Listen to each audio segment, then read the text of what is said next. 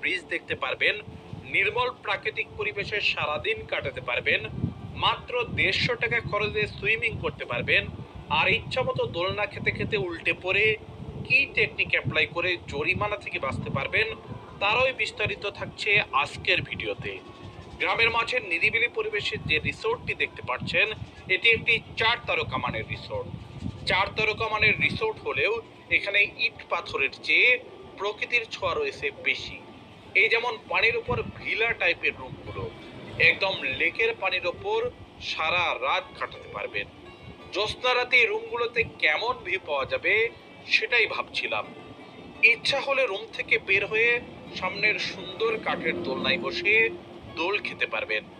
মন চাইলে লেকের ওপর তৈরি করা ঝুলন্ত সেতুতে হেঁটে বেড়াতে পারবেন, বা চাইলে শরীর শীতল করতে সুন্দর সুইমিং পুলে সাঁতার কাটতে পারবেন। সাঁতার কাটতে গিয়ে ক্লান্ত হলে সুন্দর চেয়ারে বসে পরিবেশটা উপভোগ করতে পারবেন। আর এর সব কিছু পেয়ে যাবেন আমাদের পাশের জেলা গাইবান্ধায়। গাইবান্ধা শহর থেকে মাত্র 4 কিলোমিটার দূরে SKS ইন রিসোর্ট।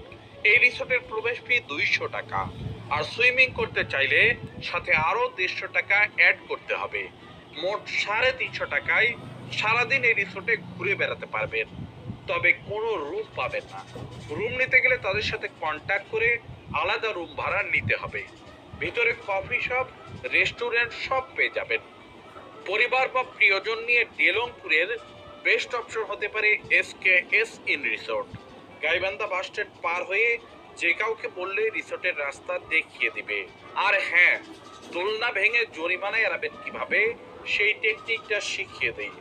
জাস্ট কেউ দেখে ফেলার আগে জায়গাটা ত্যাগ করবেন। বগুড়া থেকে মাত্র 1.5 ঘন্টা দূরত্বে